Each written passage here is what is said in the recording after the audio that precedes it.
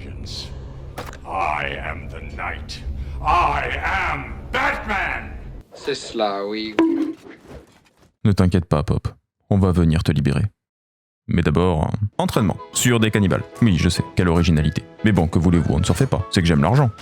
On a ciblé le village qu'on avait repéré dans l'épisode 2. Ils étaient assez nombreux, dont certains qui avaient l'air plutôt balèzes et d'autres beaucoup moins. Du coup, on a appliqué une stratégie très innovante. Attirer un petit groupe d'ennemis avec Log pour les mener au reste du groupe. Et ça fonctionne. Pourquoi changer quelque chose qui fonctionne ?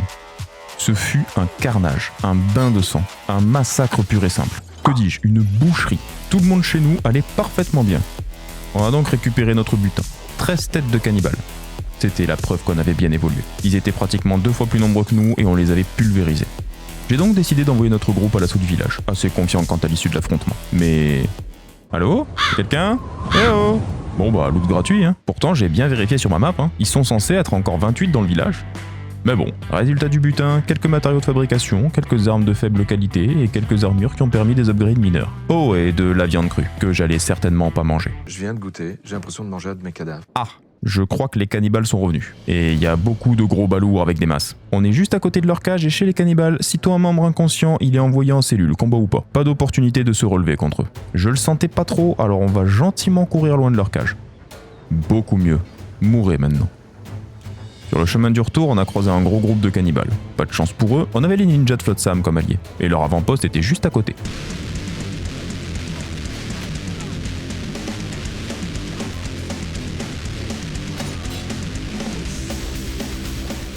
Après une nouvelle boucherie, nous étions de retour à la maison. J'ai stocké toutes les ressources de craft qui pourraient nous servir plus tard et vendu le reste. Puis on est reparti sans perdre de temps. Oh, et j'ai aussi acheté des blueprints pour de l'artisanat d'armure. Vous verrez très bientôt ce que j'ai pris. Sauf si vous avez la foi de retourner voir l'introduction de l'épisode 1. Presque tous les personnages que vous voyez ont ce chapeau-là. On a ensuite fait un petit détour du côté des Floodlands. L'épisode précédent nous avait plutôt bien réussi. Donc j'étais curieux de voir s'il y avait d'autres bâtiments pleins de richesses à fouiller.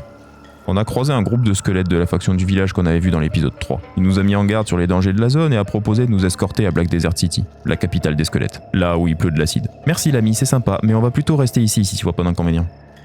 Et j'ai vite compris son avertissement. Lui, là, c'est une machine de guerre. Franchement, il n'y a qu'un seul moyen de rendre honneur à ce Tchad absolu.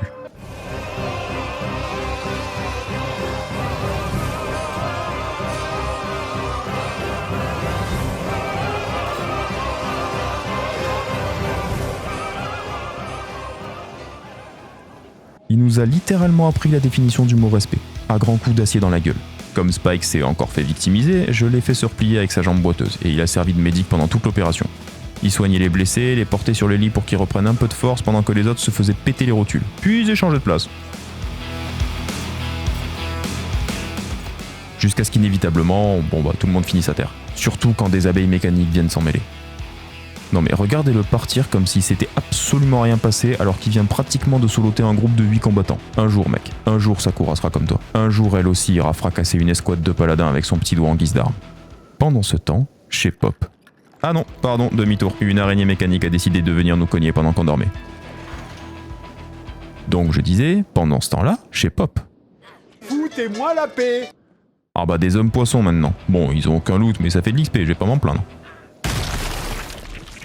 J'aime me battre. Après avoir plié bagages, on s'est avancé jusqu'à une tour que j'avais vue au loin et... Oh bah c'est Burn. Mon jeu est tellement modé que j'avais oublié qu'il était là. Pour ceux dont le nom évoque rien, Burn c'est un squelette qu'on peut recruter et qui vit dans cette tour. Tour qui a un lit pour squelette qui permet de réparer les pièces robotiques et qui nous laisse utiliser gratuitement. Bon gars ce Burn. Du coup j'ai remis le bras mécanique de Spike et de Poléma en pleine forme. Jusqu'à ce qu'un fan du chat qui nous avait calmé plus tôt ne vienne essayer de faire comme son idole. Mais il était un poil moins fort. Balèze quand même, je dis pas. Mais il a été trop gourmand. Il nous a bien cogné, mais il a mangé le parquet. Et vous vous souvenez des abeilles mécaniques ? En voilà d'autres qui suivent une ruche mécanique. C'est fou tout ce que peuvent faire des mods. J'étais curieux de voir ce qu'elles avaient dans le ventre. Et elles font mal, très mal. Surtout quand l'autre pignouf se relève pour nous en recoller une. Bon, au moins elles ont du bon loot les abeilles. 2 tissus et 2 plaques de métal, utiles pour le craft et la construction, et un composant électronique qui se vendait plutôt cher. J'imagine pas le loot que doit avoir la reine, ou la ruche, ou... Bref, le gros truc qui volait devant les abeilles. J'ai pris la décision de partir d'ici. À part contre les hommes poissons, il semblait évident qu'on était sous-entraîné pour la zone. Surtout que sur le retour, j'ai croisé ces fumiers de déluge, ceux qui avaient un campement au début de l'épisode 3 et dont un membre avait foutu Sakura au sol. Ils étaient beaucoup trop nombreux. Ils allaient nous massacrer et on courait pas assez vite avec Inu et Ukil en armure de plate. Solution ? L'eau. Et oui, quand un PNJ dans Kenshi vous prend en chasse, bien souvent, si ça se finit dans l'eau, il abandonne. De retour à la maison, on a fait un petit tri dans nos affaires. J'ai décidé de mettre à profit toutes ces plaques de fer. Boum, voici des espaces de rangement en plus, une forge et un atelier de fabrication de vêtements. Et Shark s'est de suite mise au travail pour les vêtements. Ce serait notre fabricante d'armure attitrée. Elle a commencé par faire des bandages de pied pour Sakura, qui ne protégeait pas mais augmentait la vitesse de combat et les stats en arts martiaux. De toute manière, son but c'était d'esquiver, pas d'encaisser. Puis elle a fabriqué en boucle les fameux chapeaux dont j'avais acheté le blueprint. J'ai aussi rajouté 3 coffres pour stocker des armures. C'était cependant un peu cher à fabriquer, 20 plaques de fer par coffre. Donc j'ai pu en faire que 2 pour le moment, mais ça suffirait largement. Et c'est là que, sorti de nulle part, j'ai vu un convoi de la Nation Sacrée entrer et se promener tranquillement dans la ville pour m'insulter de traître à mes frères quand ils m'ont vu. Oh, vous? On ouvre moins sa gueule quand on a perdu la moitié de son volume sanguin, hein? Sale fils de pute. Il s'est alors passé quelque chose d'inattendu. En retournant dans la ville, les 2 gardes de l'entrée m'ont attaqué. J'étais pourtant certain que la Nation Sacrée et les chasseurs de tech étaient pas copains comme cochons, mais là, a priori, ils avaient pas trop aimé que je tabasse un convoi. Même si c'était en dehors des murs de la ville. Tant pis, c'était trop tard pour échanger quoi que ce soit. Je les ai attirés chez moi, j'ai fermé la porte à clé et je leur ai gentiment demandé si c'était possible de négocier. Ils m'ont dit que si j'attendais 27 heures, j'aurais plus de soucis, donc pendant ce temps-là, je sais pas, hein. Je dois avouer que je suis quand même assez surpris qu'elle soit qu'à 35 en résistance avec toutes les fois où elle s'est fait remettre les idées en place par des paladins. Se prendre ça quotidiennement, normalement, c'est censé rapporter un peu plus quand même. De retour à World's End, je me suis fait harceler par ce PNJ. Vous l'avez pas encore vu au montage, mais là je suis obligé de vous le présenter. C'est un compagnon qu'on peut recruter qui provient de je sais plus quel mode. Il est en permanence dans la ville et à chaque fois qu'il me voit, il me suit en racontant des inepties. Et quand je vous dis qu'il me suit, c'est qu'il essaye carrément de forcer ma porte juste à côté d'un garde qui n'en a rien à foutre. Tout ça pour venir me parler de son histoire de « ils vont venir et ils m'ont envoyé pour lui ». Je m'en tape de toi mon gars, mais si tu veux t'introduire chez moi par effraction et que personne fait respecter la loi, bon bah je vais le faire moi-même. Ah, les drifters sont maintenant hostiles envers moi. Oups. Bon, bah au cas où un jour dans la série on se fait sauter dessus par cette faction, au moins vous saurez pourquoi. Pendant les 27 heures de prime sur nos têtes, Shark avait charbonné. J'ai pu mettre les chapeaux et leurs variations pour la ceinture en bonus grâce à des modes qui permettent de rendre ce slot un peu utile à tout le monde, sauf nos 2 tanks qui avaient besoin d'un peu plus de protection. Vous m'en direz des nouvelles. J'ai ensuite voulu me rendre à Bast, une zone en perpétuelle proie aux affrontements entre la Nation Sacrée et les Cités Unies. Je m'étais dit qu'étant donné que ces 2 factions étaient nos ennemis, il y avait peut-être quelque chose à tenter en termes d'entraînement dans cette zone. Mais j'ai découvert en traversant la vallée d'Okran une petite ferme en ruine, encore habitée par une poignée d'habitants de la Nation Sacrée. On a aussi croisé un groupe de hors-la-loi de la Nation Sacrée, les mêmes gens qui vivaient au hub. Mais ceux-là avaient tenté de me dépouiller de ma nourriture, que j'avais même pas en plus, on n'avait plus un rond, plus la moindre nourriture. Et j'ai eu beau leur expliquer, rien à faire. Ils ont préféré m'attaquer quand même. C'était couru d'avance qu'ils avaient aucune chance et cette victoire elle avait un goût un peu amer. J'ai décidé de les soigner plutôt que de les laisser mourir sur le bord de la route. Ils étaient juste affamés et désespérés et je me voyais pas... Oh. Une escouade entière de soldats de la Nation Sacrée dont plusieurs paladins. Et trop tard, ils nous ont déjà repérés. Aucune fuite possible. Ce sera un affrontement à mort. C'était eux ou nous.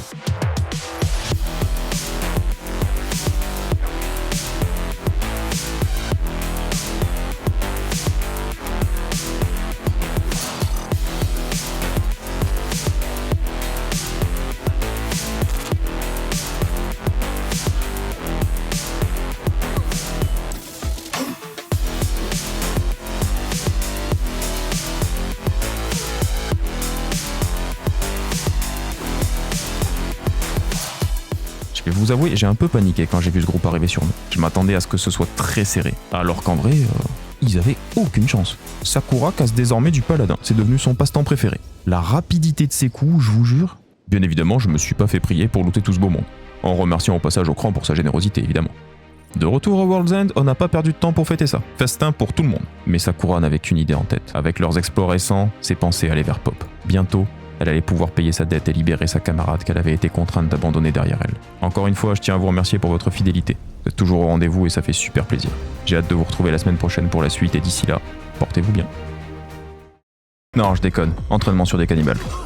Plus de cannibales. Et encore plus de cannibales. Je crois que j'ai des problèmes. La camisole ne saurait tarder.